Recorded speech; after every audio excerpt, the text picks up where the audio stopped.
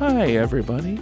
Welcome to Depression Vacation Podcast. Welcome. It's a sleepy day that we're recording this in the morning. Yeah, come on in. Kick your shoes off. Unless you're on an airplane, don't do that. Yeah. But, relax with us for a while. Listen to the intro music that Shannon spent $8 licensing like a year ago. And oh, man. How time flies. Yeah, that's actually, I know I sent you this, but I remember this because it happened like on my vacation in the same spot last year. But the conception of this podcast was like the 14th of July last year. Because Shannon was like, who wants to start a podcast? I'll bring snacks. And I actually screenshotted both of them because I was like, this is essentially the night that our podcast was conceived. Aww. Although it took a while. Yeah, well, I remember we recorded like 4 or 5 episodes while we were trying to figure out exactly the best way to host, because there were a plethora of like sort of scam hosting sites out there that were going to charge us like $10 to $20 a month to host our podcast. And then Pat fucking George, the patron saint of podcasting, I just asked him at an open mic, I'm like, hey, we're trying to find a host for our pod. And I didn't even finish. And he was like, Anchor. Anchor is the way to go. That's funny. It's free, gives you RSS feeds, and it runs through Spotify, so they never charge you anything. So thank you for that, Pat George, among many other things. I saw Pat George for the first time in a while last night, actually. Oh, yeah? Yeah, That's him and Dom were out for the round 4 of Harrisburg's Hilarious, which was not competing in, but just came out to be a supportive friend. And I was going to come out and be a supportive friend, but Ron texted me yesterday morning and asked if I would fill in a spot for him in Lancaster. Fucking Ron. I'm sorry, but also I haven't been on a show since like March, April, so I was like, I should probably get on stage. So the Harrisburg, I did not advance to the next round, Sorry. It's okay. I felt like I had a mediocre set. Like it was okay. There were some laughs. But like the rest of the competition, I feel was the audience reacted more or less the same to everybody. And the 5 that got selected before the final one, I was not surprised at all, because I thought that they were 5 who had very good sets and like did well with with everything. But I did not realize that it was going to be strictly based on audience voting and nothing else. Otherwise, I mean, this was probably in the email that Andrew sent me that I didn't read, because I also would have known I got 2 free comp tickets that way. But I guess I would have tried harder to get people out if I'd known that audience voting was the only way that you were going to move forward. Yeah, I don't know if it would have made a difference if it wasn't the only way, but yeah, I could have gamed the system. I could have gotten like the VidJam Audience Award type of thing. Yeah, no, that makes sense. But I saw that.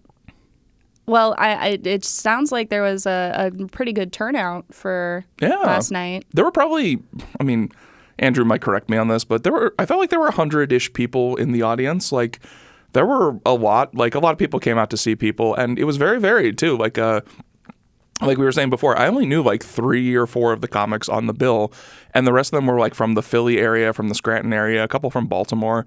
So like there was a good reach with like a lot of the people. So it was fun. Nice. I met new people, saw old friends. I had 3 friends come out and support me. So thank you, Brad, Sam, and Ashley for, good friends. Yeah, good friend. I wasn't even expecting anybody to come out, because Sam had only just texted me like an hour before the thing, and she was like, hey, I think I'm going to come to your thing. Like, awesome. Yeah. So that was a good time. For sure. Mm-hmm. Yeah, you were saying, it was a fun time, but it does seem like there was some drama with the way that people... There always is with stuff like that. I mean, it's been like that for any comedy competition I've ever heard of or been a part of. Yeah. But, it just comes with the territory. And, I mean, comedy is one of those things that brings together people of varying personalities. And so it can be really easy to set someone off without intending to, or, it's just everybody. It's one of those, comedy is one of those things that I think is universal for a lot of people. So everyone from different walks of life can find comedy in the world. And everybody likes to laugh. Like, I think 99, there might be some people who don't like to laugh, but I kind of feel like everybody likes to, like, Whenever I think about humor, I always think about there's this Calvin and Hobbes comic that they're discussing the concept of humor, and Calvin's saying that like it makes no sense that like we like things that don't make sense in the world, we laugh at them and they give us enjoyment. And Hobbes is like, well, if you couldn't laugh at things that didn't make sense, you wouldn't be able to react to almost everything in life. Right. And like I've always thought about that with regards to humor as being like the ultimate.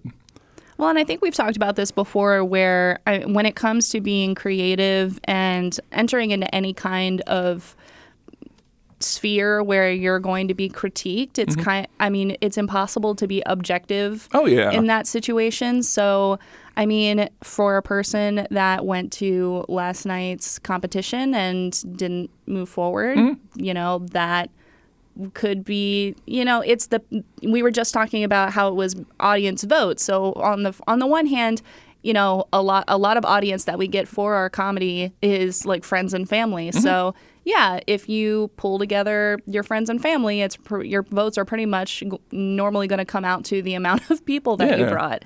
But that's the same thing for when I was in high school when we did our talent show. Like we had one where your votes was like dollars. So like you won based on how much money you had in your jar. And so like kids with these really rich parents, like parent would throw like $50, $100 in the jar, and me coming from like very poor like family background, like so real money, not even like fake like literal school money. Okay. Yeah, no, it was money based. So it's one of those things where it's like there's always going to be some noise in it, and you really shouldn't take any competition as like a direct criticism of your content. Now, I'm going to say that in general, we know the difference between like good and bad content. Yeah. So, but even I think the worst jokes, probably if you thought it was funny, probably at least one other person in the world thought it was funny too. So, I mean, it's really hard to say like, yes, this is bad comedy because it's also reliant on what our perspective is of what you're saying. Yeah. It's one of those things like Barb Kramer's, my mom's voice always rings in my head about these things because she's like, it's an art contest, Hal. It never makes sense. Right. Because you never know like when the people, like what sensibilities the people judging you will have. I mean, audience is a little bit different because it's a little bit easier to gauge in general. But like this is also like I was actually talking with Andrew a little bit about this last night after I saw some of the posts some people were angry about for not going forward. And I was like, this actually comes up with me and VidJam all the time because like I'm usually like one of the more visible heads of it. And I'm the one who gets the judges and everything. And I get so many complaints from people all the time that they didn't win awards. And like, there's sometimes I agree with it where I'm like, yeah, I thought your movie was pretty good and should have won something.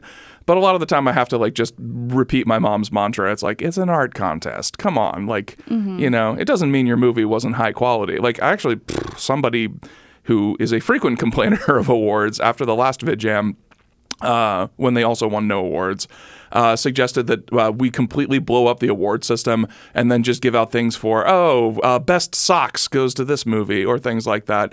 And I was like, no, like. Yeah, I mean, you can be angry about it or you can take it for what it is. And I don't know. I think you have to go into these competitions with the thought of what do you want to get out of it? And yes, you want to win. But if you go do your content and don't win, but you don't take anything away from it and you don't learn, then I think you've wasted a good opportunity to be better. It's funny you say this because there was like a good friend of mine who did not advance also in this competition, and they were very down about it. They were like talking with me and saying like, maybe this is just a waste of time. And my response to that was kind of like, well, it depends on what you wanted to get out of it, because if you're looking to be like a rich and famous stand-up comedian who like becomes a star, gets on Saturday Night Live or any of those things, you're more than likely going to be super disappointed. In fact, I can almost guarantee you're going to be disappointed. But like if you're looking to hone your craft, make friends, like be part of a community, and then just like, be proud of what you put out in the world and make people laugh, like that's worthwhile. Like, yeah, I think it's valuable. Yeah, I don't know. I think people can just get sticks up their butts. Yeah, it's like it does get very personal with these sort of, like, I'm not gonna lie, like, it doesn't feel good that I didn't advance to the next round. I'm not gonna pretend that, like, that's the best feeling in the world. But also on the same note, I'm not gonna be a sore loser. It's gonna be like, yeah, it's fine. I'll try again some other time. Yeah, we'll do this. Yeah. Well, and it also can drive you to, like you said, like, work on your craft, right? Because I've had this kind of mindset after every, like, roast battle I've been a part of, because one particular person keeps knocking me out. Do they always put you against the same person? Well, no, it's just like the nature of, like, eventually we end up going up against each other. Because just like the nature of, like, we're both really good comics, so we it's both like when get Peyton Manning and Tom Brady used to always meet in the AFC playoffs. Sure, I mean, I'm not gonna like compare myself to famous football players, but what I'm saying is, like, generally, the point is, like, if I get far enough in the competition, it's guaranteed that I'm going to have to go up against this person because he's very talented and, like, very quick-witted, and the problem also is that I don't know him super well. Like, with some of you guys, like, I can, write jokes because I've known you for years, and that's, know what to pick at. I would let you call me fat, but almost no one else. So I respect that, but I never would, because I think that fat jokes are low-hanging fruit. So I always go for the deeper things. Yeah, there's something, like, I was considering too, like, I was actually thinking about this on my long drive back from the beach yesterday in general, because I wasn't really expecting to move on, but I thought that maybe there was a chance to get to the next round, and then that would be some sort of, like, validation. But like, I think that I am a funny person in a lot of ways, shape, and form, but I'm not sure that, like, stand-up is exactly the best medium to showcase that for me for whatever reason. Like, I remember, like, the first year I was doing stand-up, I remember I was talking with Keith Paradise after one of the mics, and being that, like, I've done improv for like 7 years, so, like, I usually just blurt the first thing that comes out of my brain in a funny way. And Keith was like, "Hey, I never thought of this before, but you're actually really funny in real life." And I'm like, "Well, thank you." And that was the first thing where I was like, maybe super prepared material is not exactly my forte. Like, I think I love improv to death. It's been one of my most fun things to do, but, like, everything with improv always seems like it's a rough draft of something that should be better. Fair enough, yeah. It seems like you're generating ideas, but then you're also workshopping and presenting the ideas in the same, like, 2-second brain span. So, like, I don't know. Is there something between super prepared, like, stand-up and super unprepared, like, improv? Podcasting. Yeah. Yay, we found our forte. Well, see, that's a really good point, because, like, I think that I've struggled with where my forte is, because, like, right now, I'm in this musical, and I'll be honest, like, when I didn't get a lead role, I was disappointed. And but you still got picked for chorus, at least. I did. Yeah. And also, update, so I was upset because I wanted to be on stage, and the way we had it was I wouldn't be on stage. So I was like, there's got to be a way to get me on stage for a scene, like doing something. So I talked to the director. I was like, hey, I know the show opens in like 2 weeks. I don't want to make a huge deal about anything, so if it would be terribly inconvenient, like, don't even worry about it. I was wondering if there'd be a way to get me on stage. And so she and I were batting ideas around, and she was like, well, what if you were Cousin It? And I was like, go on.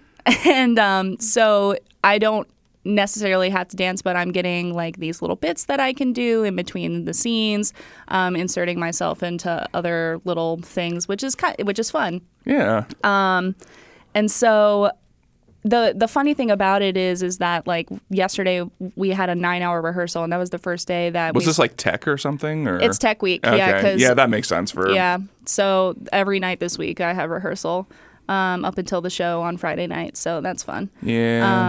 So we started incorporating me into scenes yesterday, and, like, I was getting a lot of laughs and things like that.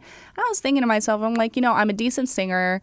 I don't really know. I feel like my acting skills are pretty average.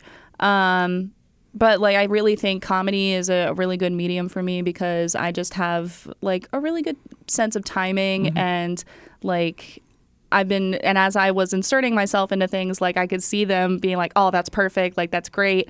So I was like, and I don't really have any direction for this character or what I'm supposed to be doing.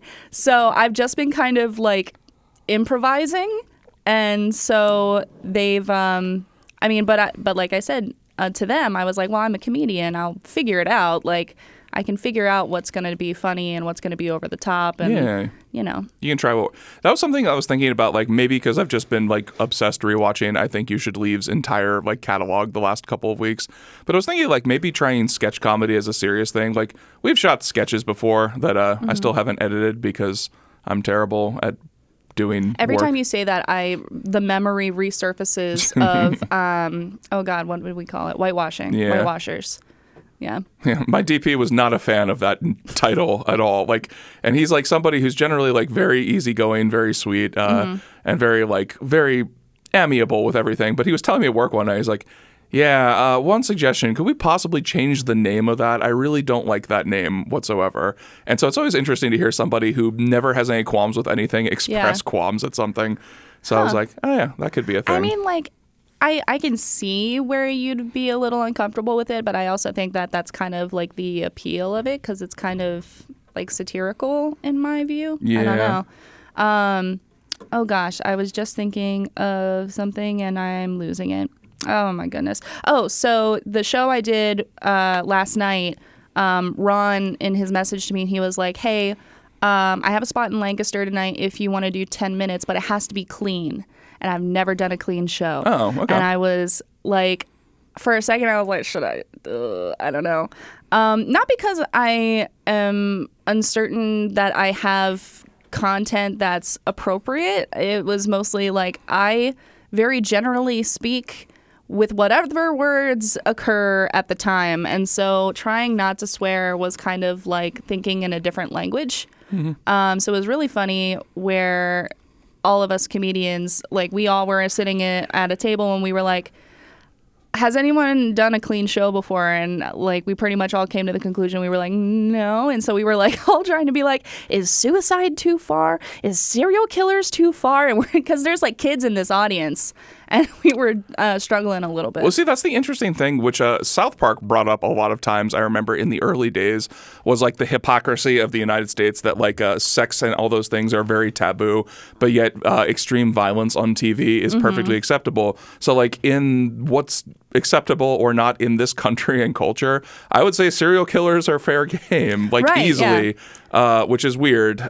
Suicide might be different because there's just a lot more layers with that, and the people affected by it, it's deeper than that. But for whatever reason, just serial killers. Yeah. Go ahead.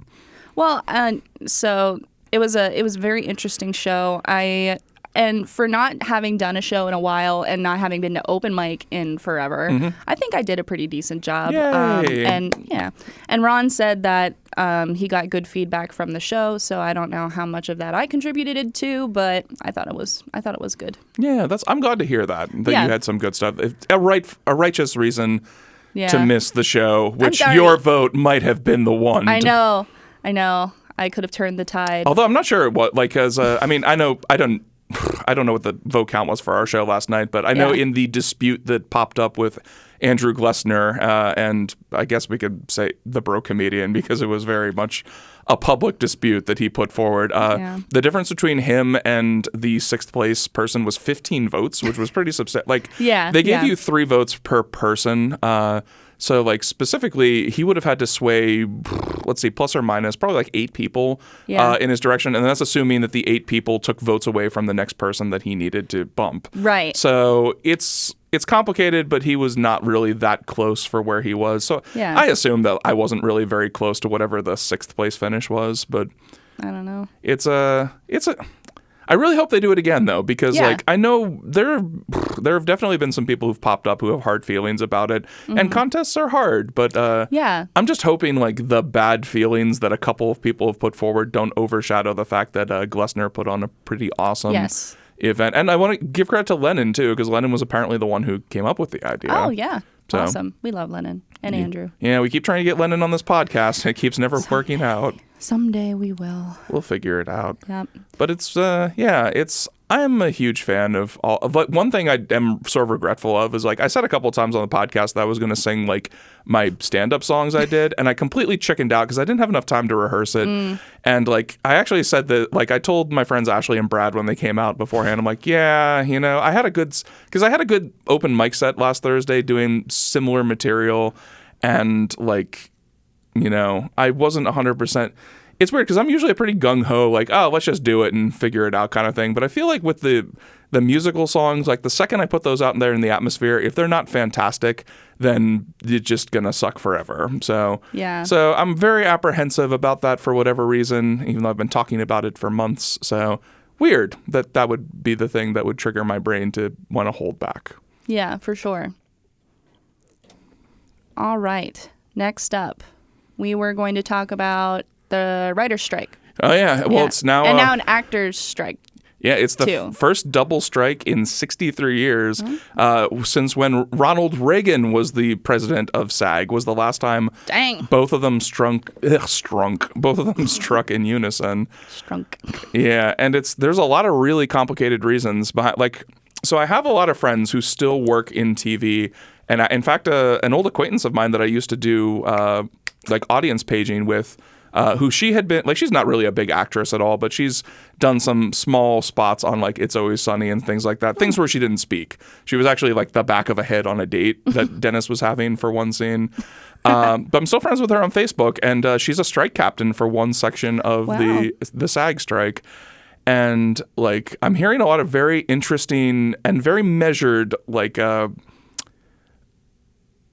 not even arguments, but just like what the state of the union is kind of thing. Because like, I don't know if you heard about like one of the things the Producers Guild put forward was just for like eliminating extras and just scanning their face and likeness, paying them for one day, and then just having AI populate them in scenes for the rest of eternity. Oh my God, I didn't you hear didn't about that. Oh my, which is exactly what just happened in Black Mirror, the most recent season. I haven't watched it yet.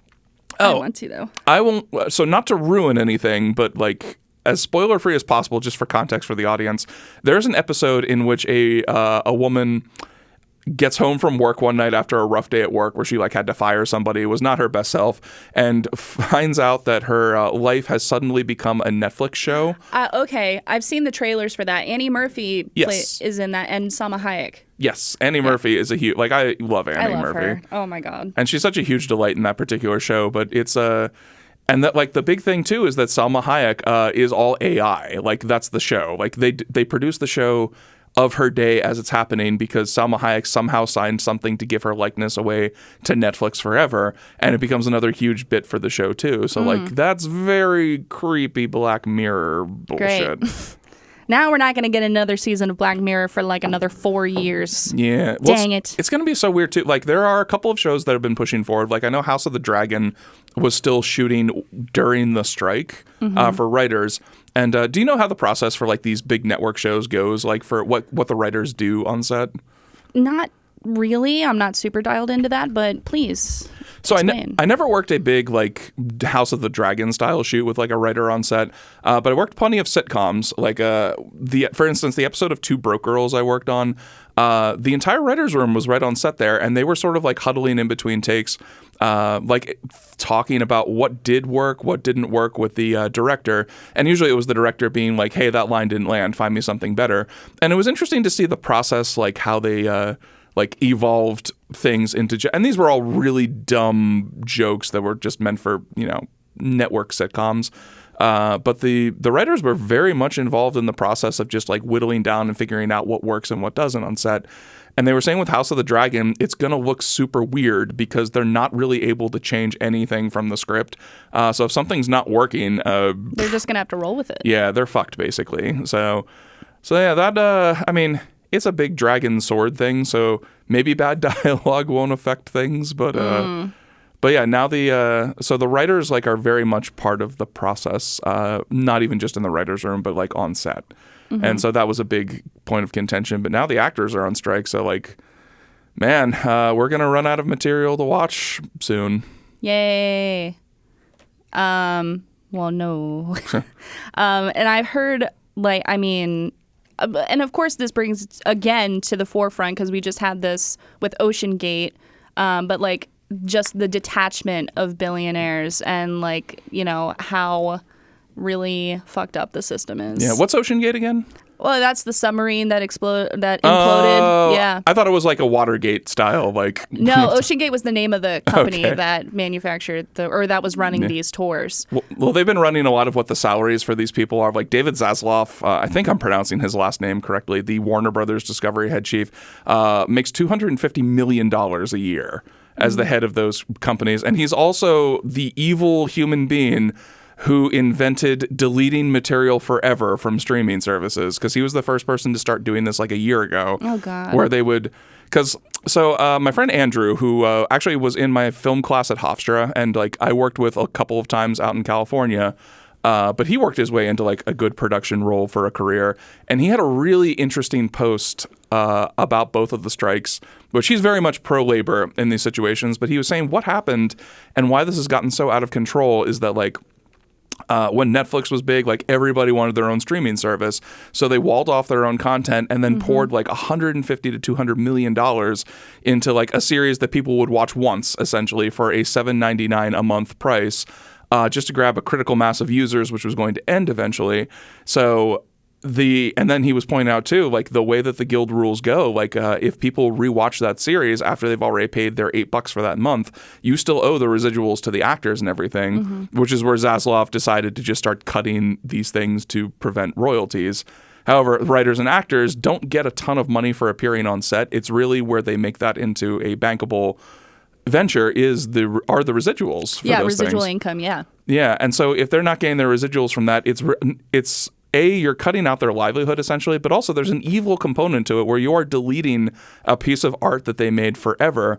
And a lot of these it used to be you could at least have it on DVD or something like that, but none of this exists anymore in any sort of media. So like, I'm just mad that Willow has been deleted. So mad. But there's a lot of really weird components to like the whole nature of streaming, where basically every single company got super greedy and wanted a Netflix style streaming service. And so now we're left with like 8 streaming services that keep pouring more and more capital into shows that do attract a little bit of viewership, but do not justify the hundreds of millions of dollars that they're spent. Like the Russo brothers just did like a $250 million 8-episode show for Amazon Prime that like didn't really garner that many viewers. Like, there's no way that that's like a reasonable business venture, essentially. Well, I mean, it's also coming down to, I mean, I know that Netflix has like leaned into these jokes of like, oh, anyone can get a Netflix show. But what it sounds like to me from what I'm hearing from you is, and correct me if I'm wrong, but like they're creating all this content for that reason because, you know, first of all, there's the content that they've put so much money into, but like you said, everybody watches it once and they're not watching it again. And so they need to find some other things to put onto the streaming service. And so they're kind of scrambling for other things for everybody to watch. Yeah, this is actually where Ryan probably would have been good, because we got into this a little bit like a month ago where he was pointing out like that the financials of these streaming companies, like because we were talking about Netflix cutting down on password sharing. Right. And Which I finally got kicked off. Oh, Lord. Yeah. Netflix is still the king, by the way, by a fairly wide margin. Yeah. I guess because they were there but I would have figured they would have lost people because of like, you know, losing a lot of their content. But I don't know how it is now for Netflix, but, excuse me. I had one friend who made a like independent feature like maybe 8 or 9 years ago. It was called Bridge and Tunnel. Jason, if you're listening to this, hi. He was an old film school friend. And actually, it was weird. I saw, like, do you know when you hit the menu on your smart TV and it'll show, like, suggested free movies from Boopoo TV? Or Tubi or whatever. Yeah, and Bridge and Tunnel actually appeared there. And I was like, oh, it was one of the 3 movies that popped up. And I took a picture and sent it to him because, again, this is a movie that's been in the can for, like, 9 years at this point. But, you know, he did go big through the festival circuit. It cost a lot of money. He got a lot of attention. And in fact, he got the guitarist from Taking Back Sunday to do the song for his movie, which was the big award winner from the fest that they went into. Nice. And I used to talk to him a lot back then, and he was trying to get the movie on Netflix in 2014, this would have been. And he said the submission process for it is basically impossible, even with a good distributor. Because there's so many like hoops you have to go through. You have to present a lot of profitability before. Yeah, research and data. But not only that, but Netflix basically owns your soul, basically. Like, you don't get very much money from... And again, the economics of this have probably changed because Netflix had no serious competitors in 2014. Right. But yeah, I thought that was interesting that just like, the process of getting your movie on Netflix for people to view is very, very, very, very difficult. Yeah. Well, and I know I've been seeing a lot of the protests on TikTok. Like, I've been seeing the videos because Adam Conover is on TikTok, and he's been as far as my perception of it is, but at the same time, I'm very dialed into entertainment news and that kind of thing. So, I mean, I don't know if anybody else is getting Adam Conover on their For You page. Did I ever tell you, like, my second to last job in Hollywood, for like 2 months, I worked in the same office as Adam Conover. Oh, no. Yeah. That's pretty cool. We were on the College Humor was a floor below us. I had no idea who the fuck Adam Conover was. But he was very eccentric. Like, he wore these very bright suits, had this very high hairstyle, and was super. I mean, everybody's short to me. Yeah. But Adam Conover was specifically even shorter. Yeah. And then, like, a month after I moved back to Harrisburg, I saw these ads for Adam Ruins Everything, and I'm like, oh, that's cool. That weird short guy from the IATC office was in a show. So I thought that I never got to talk to him, but he was always around. So maybe I intimidated him with my tallness. Maybe. But yeah, I think Adam Conover is like, Adam Ruins Everything was one of my favorite shows when I got into it. And I did see some of the show that he did on Netflix too, which was very good. No, it was very good. But I mean, I've been seeing, he's been very vocal on TikTok about the strike. And also I saw a TikTok I've been seeing a lot of people out for this, which, I mean, of course, but it's like people that I didn't really expect. So like Felicia Day. Was I love her. And she was like, I need to pay my bills. And I was like, I didn't realize, how much writing she does outside of acting. And so most of her contributing to her livelihood lately has been writing. I think Neil Gaiman was in support of the strike. Oh, hell, there's nobody more pro-writer than Neil Gaiman. Yeah. So. Well, I mean, and that's, huge too, because we've got, we're all looking forward to the second season of Sandman. So. Oh, yeah. I guess that would be a thing. Well, that's probably not even in production at this point. No, probably not. Yeah, but Good Omens comes out this month, I believe. Good Omens too, yeah. I was not expecting a second season. No, and that's going to be really interesting too, because there's no like source material for it. So it's going to be brand new stories with Aziraphale and Crowley. Yeah. Well, the cool thing and the advantage that Good Omens has that almost no other show either has or would dare to give is that like Neil Gaiman is not just like the executive producer, but he's like the co-showrunner on the show. So like, you don't have source material, and Terry Pratchett's been dead for a couple of years. Oh yeah, but you have Neil Gaiman, so like any material he writes specifically for his second season is as good. It's very similar to The Leftovers, because The Leftovers, like, I didn't read the book, but Tom Perrotta, like it's really kind of ended around like a little bit into what was season 2. But because he was an executive producer on the show, they came with another 2 excellent seasons after they ran out of source material. But yeah, what was I trying? Oh, Neil Gaiman, like the reason he became, did you ever hear how he demanded to be a showrunner for Good Omens? I did not. It's because of American Gods. And so I haven't seen the show for American Gods, but I'm familiar with like kind of the backstory there. Yeah, you might not want to, because like I have not read the book. I've heard the book is fantastic. I listened to the audiobook last year, I think, and I enjoyed it. Yeah, the show was just like a complete fucking disaster. Like from a production standpoint, the first season they got like Brian Fuller from like Pushing Daisies, and I think he's doing Star Trek Discovery now, and Hannibal, and like an awesome showrunner with like a lot of good vision. And they did something to piss him off so badly that he left for season 2.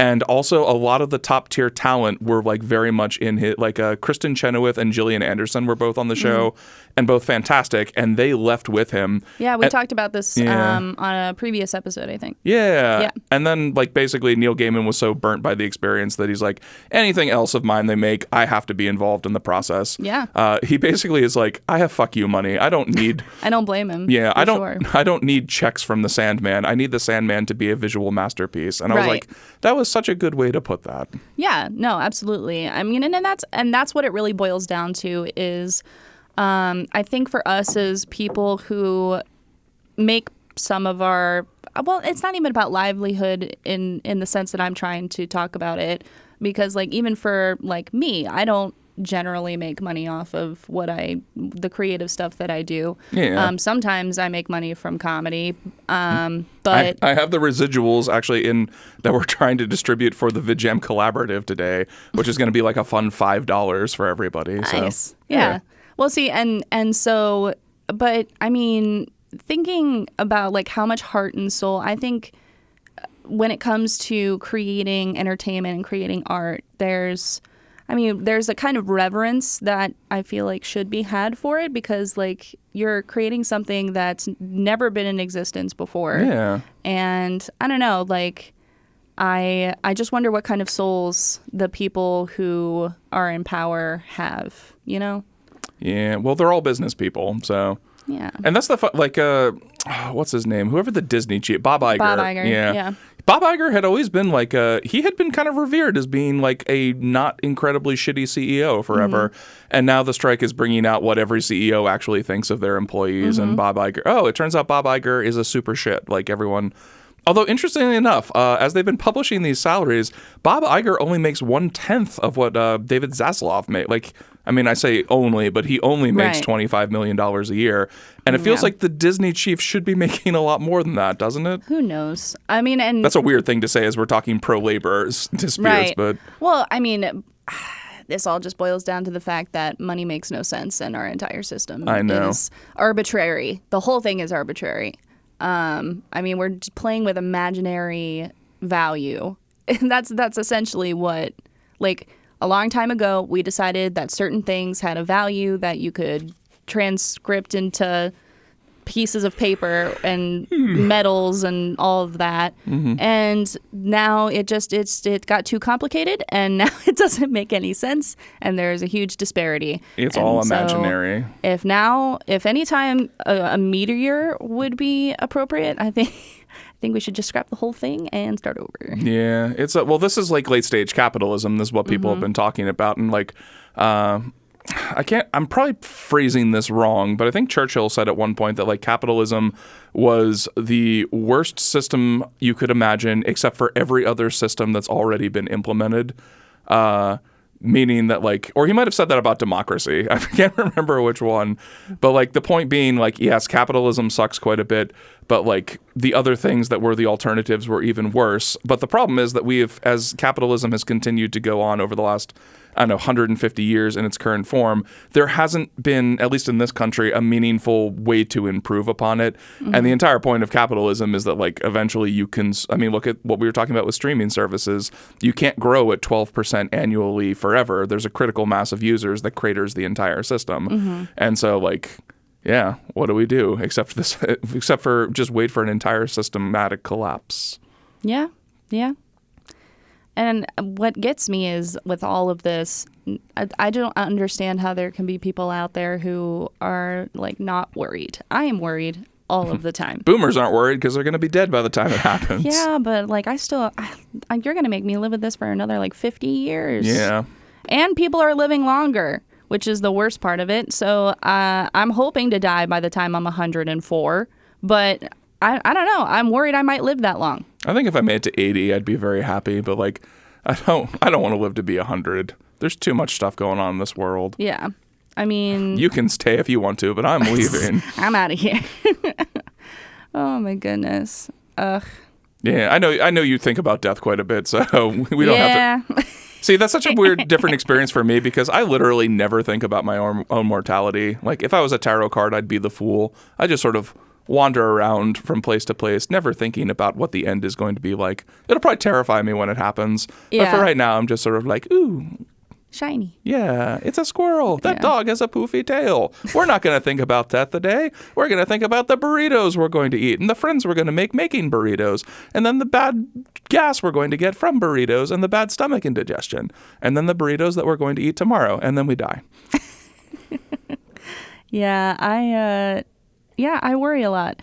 Also, fun fact, I So I just started a few weeks ago ADHD medication. Yeah. We talked about that last week, right? Yes. Yeah. So I'm about a week and a half into taking 36 milligrams. And the only thing I can say so far is that the side effects are real.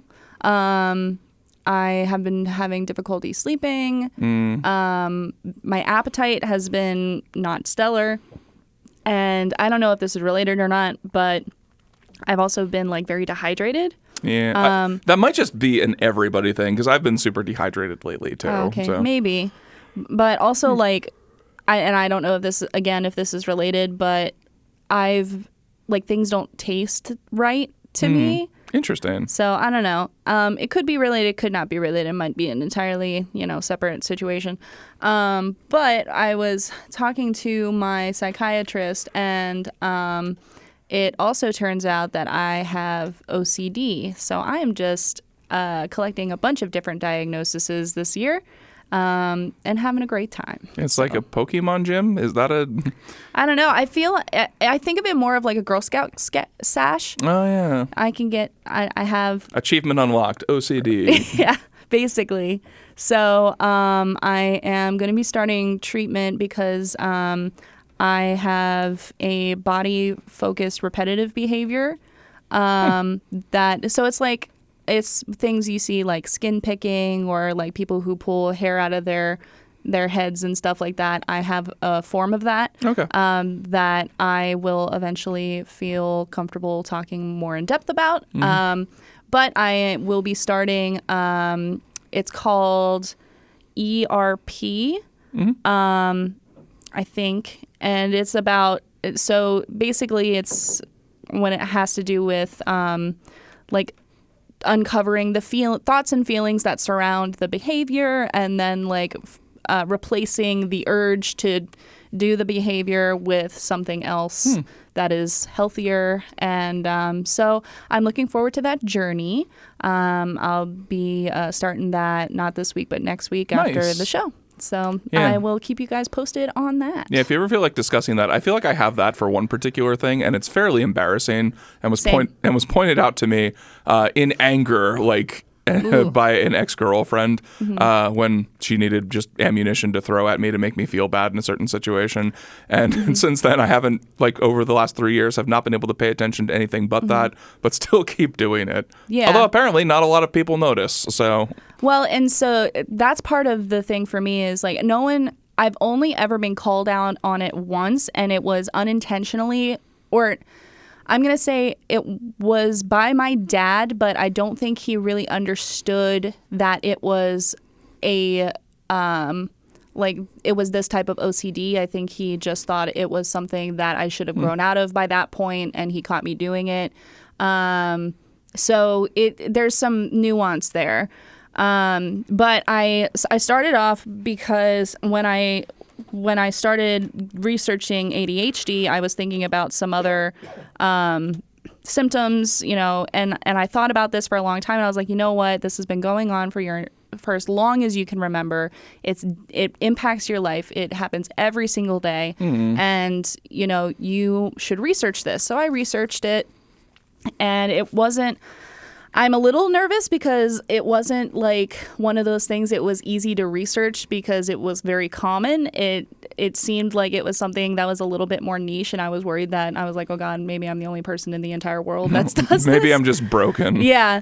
So I talked about it I actually was brave enough to bring it up to Ryan first. Aww.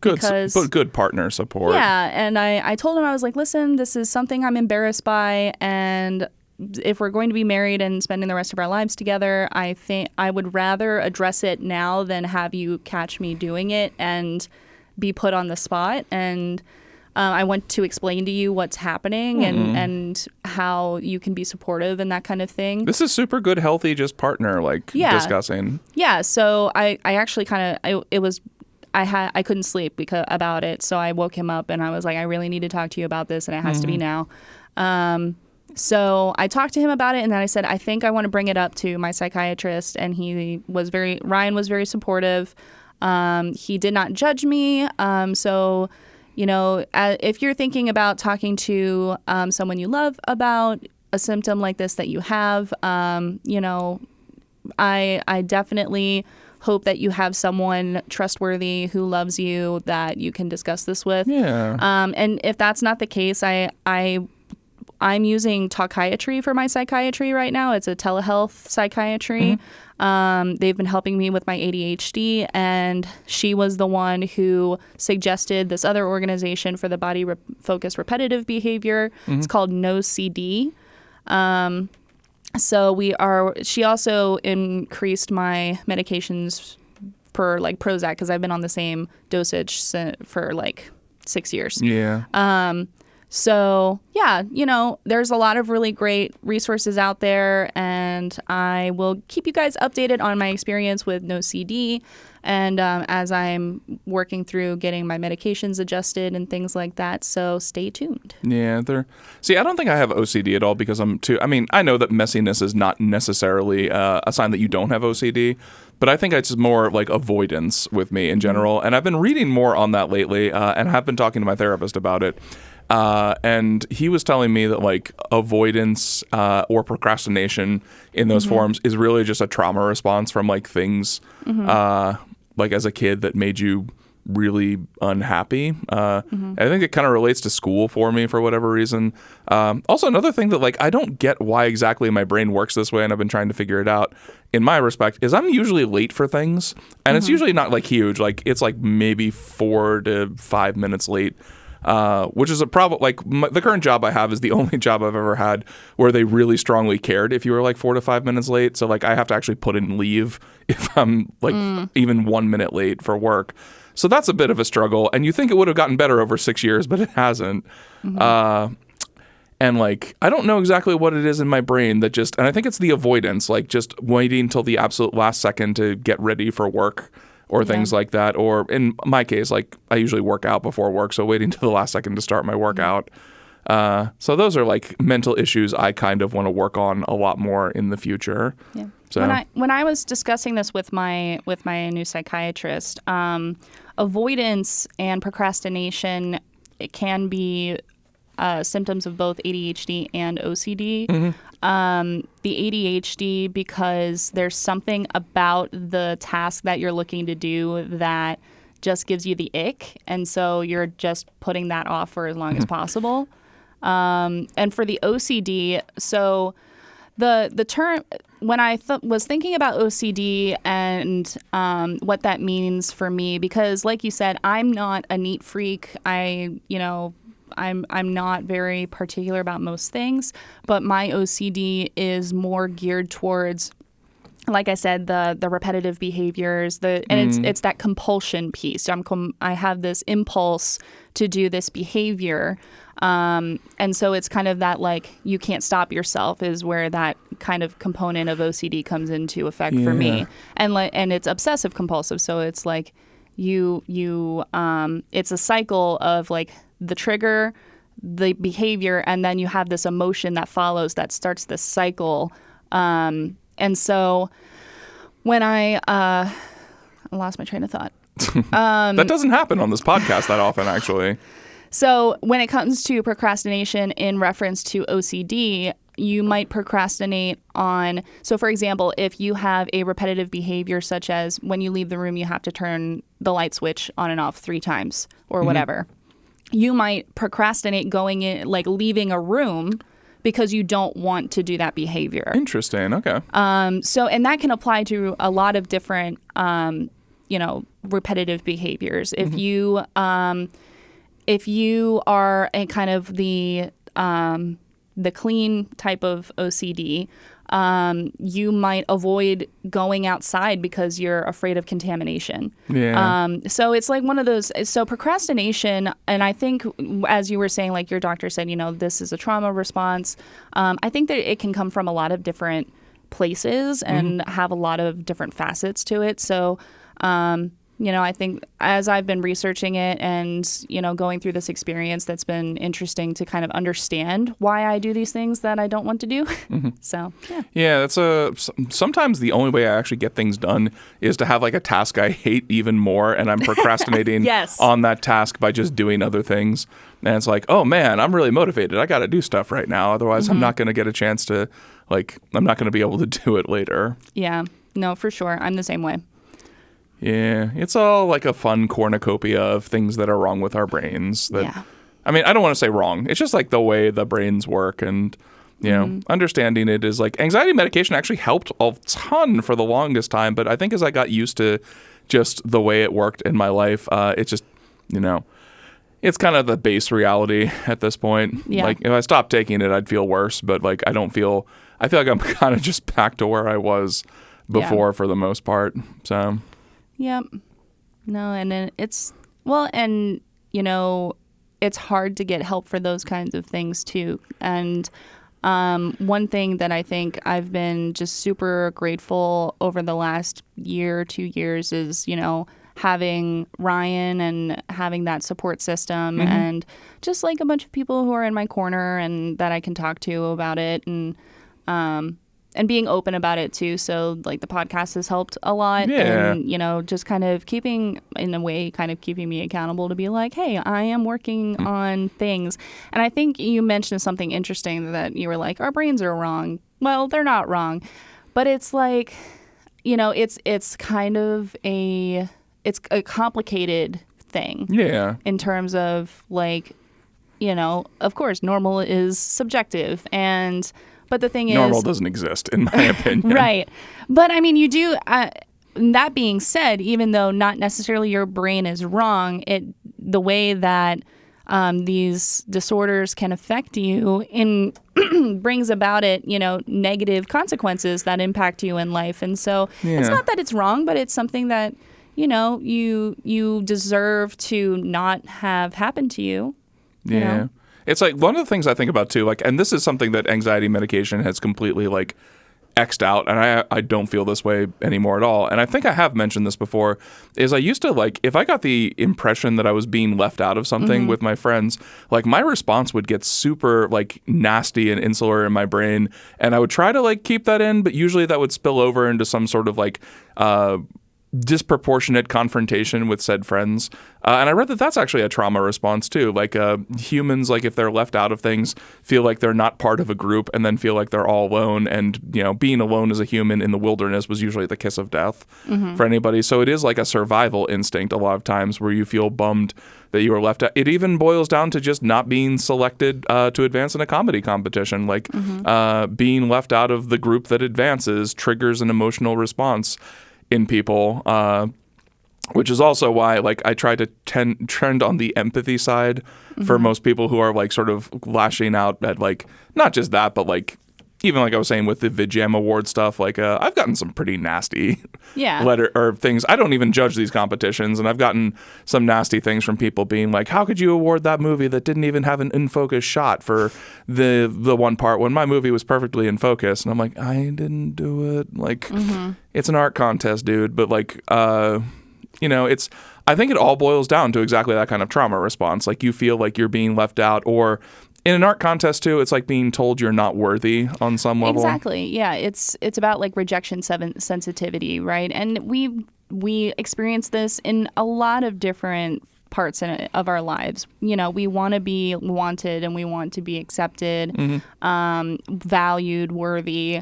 And it comes from all ends, which is stressful. You know, like you want to be, like, for example, like in dating, oh my God, dating is like the most personal rejection ever. Right. And that's even, I know in times when I've matched with people on dating sites, like in the past, for example, there was a guy I matched with before I met Ryan. Was this the other guy who came to the virtual open mic? No, this was not the same person. So I met him. We had a fling or whatever for one night.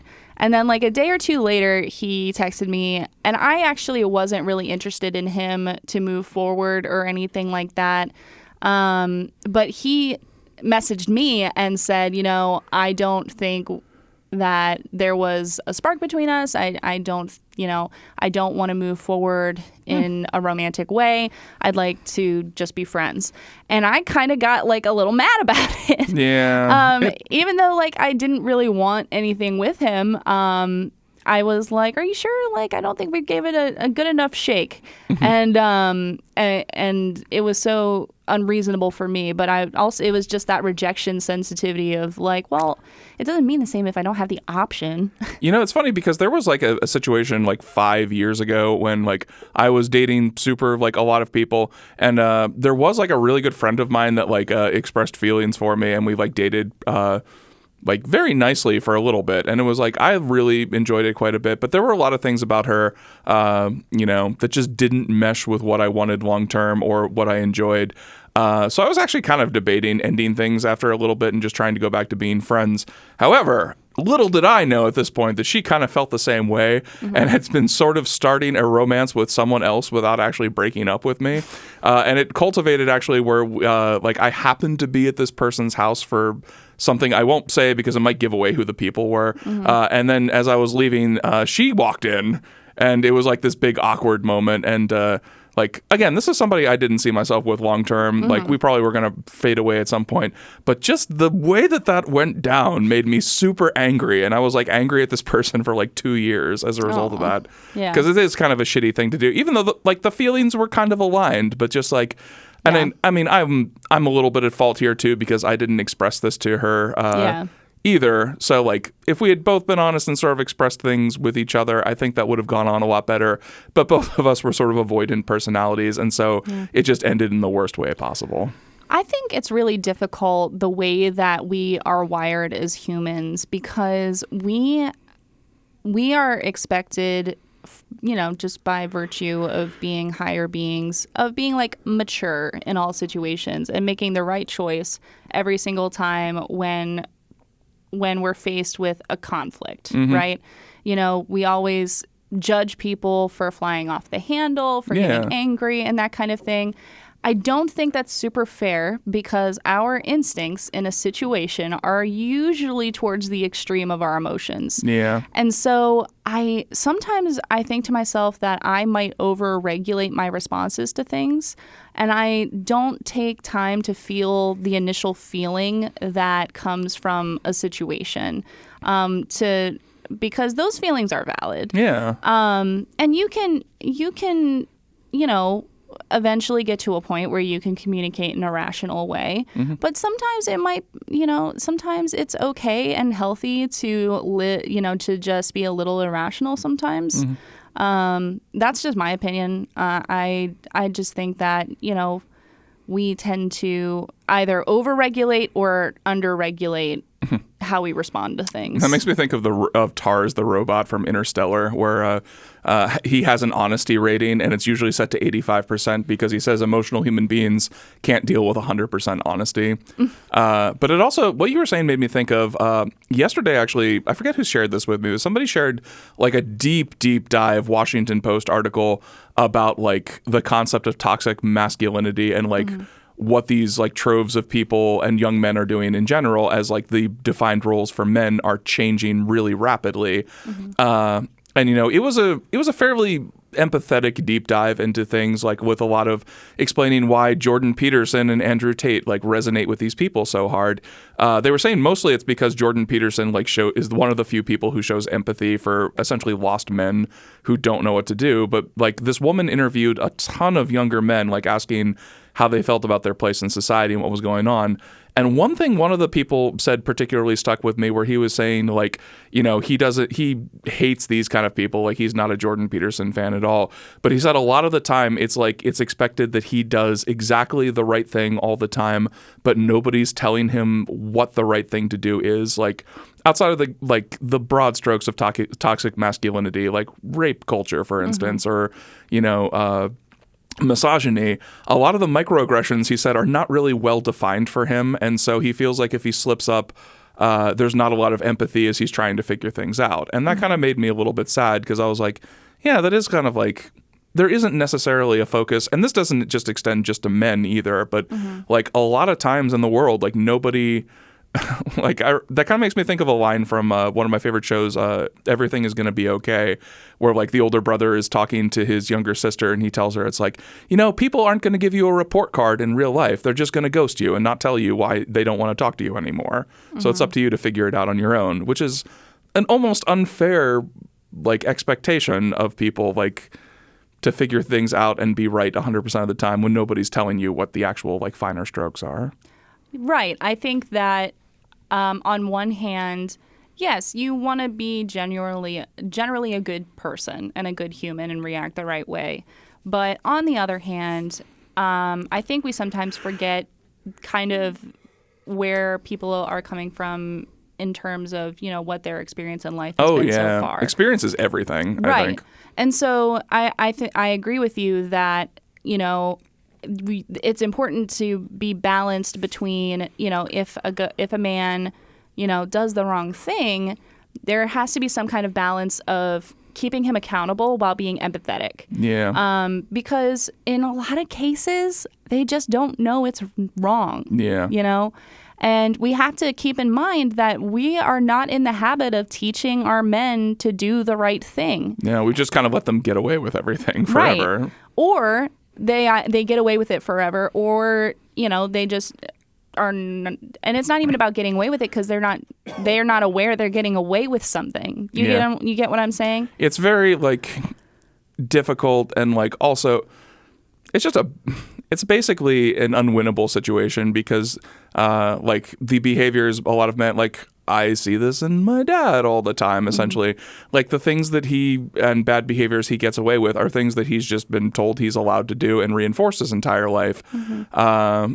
Like, I don't know, trying to think of a non-ugly example. Like, for whatever reason, he's a crazy driver, and he takes it personally if somebody passes him on the road, like it's an affront to his manhood, and he will just go absolutely nuts catching up to and passing this person. And like the thing too is like he'll backseat drive. Like if I'm driving him someplace and somebody passes me, like, you're really gonna let him do that? I'm like, you mean go faster than the exceeded speed limit when I'm on time? No, I'll be fine. Yeah. I mean, and I think there's a way, like I said, to be empathetic in these situations too, because I think a lot of us as, considering ourselves to be good people, when somebody does something wrong or, hurtful, our immediate reaction is to assume that they are doing it that there's malice involved. Yeah, there's malice involved. And so I think what makes the conflict worse is when instead of saying like, oh, I don't like the way that makes me feel, I will communicate it to that person in a mature way. I mean, we fly off the handle, and then the other person becomes defensive. They don't want to hear that they did something wrong. Nobody wants to hear they did something wrong. Yeah. Well, I actually have a good story about this, and it is VidJam related too. Yeah. Because this is a person like I had a lot of really bad feelings about this for almost a year after this happened. But like after a VidJam screening, like maybe 4 years ago, there was a participant there that like had done a lot of movies before, and we were all just sort of having a drink at the bar afterwards. And I made some sort of like off-color joke that she did not take very well at all. It was a dumb sort of thing. Like I believe the joke was sort of like, oh, we were all hanging out, and she's like, oh, I have to get my kids up for school in the morning. I'm like, oh man, you're the greatest mother ever. And the joke was supposed to be just like, you're like the basic necessity of that is what makes you a great mother. It was a dumb joke. It was something that improv brain just like I do all the time. But for whatever reason, which was totally valid, like she took it very, very badly and very personally, which I felt really terrible about because that was not the intention. Had she just messaged me about this, we could have talked it out and like I could have apologized, which I did anyway. But what she did was she created this giant, like grandiose post on Facebook. I wasn't even friends with her on Facebook at the time. Railing about how this complete fucking asshole like told me this thing, and she like reined it into like I was just a misogynistic woman hater, and like there was all this stuff going down like that was way, and I'm sure that this was all implied by her experience with similar people in circumstances, but like it was very much not the situation whatsoever. And she messaged me after she posted this, and we had a good conversation until some friends of mine in common pointed out, it's like, oh yeah, do you know this person posted this long thing about you? She even reached out to one of my friends telling her not to be friends with me anymore because I was a misogynist and stuff like that. And then I had to have another conversation with her. I'm like, I really wish you had just approached me like one-on-one with this. We could have hammered this out. And she agreed that, like, yes, our conversation trended in that way, and she apologized for that. But, like, this was something that sat very, very, very poorly with me for a long time that I never really brought up outside of my circle of friends. Like, Wallace was kind of like my one friend, like, that I talked to a lot about this. And he's like, don't let it get you down. Like, this was just a weird misunderstanding blown completely out of proportion. But, like, if there had been a little bit more empathy involved with, like, having a one-on-one conversation, the whole thing could have been squelched very easily. But also, I think there's a component of trying to get validation through social media for your own struggles sometimes for people. Yeah. So, like, there's a lot of layers going on there, but all of it made me feel very, very, like, this was the worst way to do this. So. Yeah. Yeah. Oh, boy. There's a lot to unpack in that. I know, there is. It's just one of those things that, like, you know, the expectations that we hold other people to it's difficult because, you know, yes, we always want to do the right thing, but when we do the wrong thing, you know, I think it's more productive to try to have a conversation about it. And I know that, like, you know, I'm a huge proponent of keeping people accountable. Yeah, absolutely. Definitely. That's how we learn, and that's how we Right. like figure out like how to do things. I mean, but keeping people accountable is reliant on a few things. Is number one is, you know, are you approaching keeping someone accountable the right way? It needs to be a good faith sort of. Right. And effort. Is the other person open to having that conversation? Yeah. And because again, like for me, when someone keeps me accountable or tells me that I've done something wrong, it feels like a rejection. Yeah. And that makes me want to lash out. But it's tough. Like, because yes, your emotions are totally valid. And, you know, sometimes you're not going to respond to things the right way. And it's tough to regulate that. See, usually if I do something that like is a faux pas, I am mortified with myself. Yeah. Like another example of this, like shorter than the last one. I had two friends that like made a movie that they showed at Open Screen back in February that was just absolute like ball tripping insanity that I like loved so much because I'd never seen anything else out there like it. And then I was talking about it at work, and some of my coworkers who also know these people were like, hey, can we see it? And so I shared the link with them that they had submitted for that thing. And then I got like a long-winded email from one of them like a week or two later detailing how that was not cool. Like he didn't like that I was sharing the movie with them. The heart of the thing was one of the more crass coworkers was kind of poking fun at them for it, which is shitty. And you should never poke fun at people for their art, I think. Or things like that. But like my first reaction was I was totally mortified. I was like, this all came from a good place. I was just super excited about it. You are right. I should not have shared your thing without your consent, but it was just overexcitement on my part. And then like, I mean, they like we all had a good conversation and everything was okay, but I felt bad about this for months afterwards. That essentially I initiated this like faux pas that caused bad feelings over what should have been like a great piece of art, essentially. Yeah. Yeah. All right. This was heavy. Yeah. Well, that's what vacation depression does for you. Yeah. Do you have anything coming up in the next week? Adam's Family is coming up, right? Adam's Family. Yeah. Yep. There's a show Friday at 7, Saturday at 7, and Sunday at 2:30. Tickets are available online. Just keep in mind that if you wait until the date of the show, you'll need cash. We won't be able to take card at the show. Cash. And I'll post it on the Instagrams again. And yeah, it looks like it's going to have a pretty good turnout. Tech Week this week is going to be pretty intense. We have some things to iron out, but I think it's all coming together. I think it'll be a good show. Yeah, that's awesome. Yeah. And what about you? I got nothing really. Like VidJam's collaborative movie and this Harrisburg's Hilarious were like the last couple of things that were on my radar.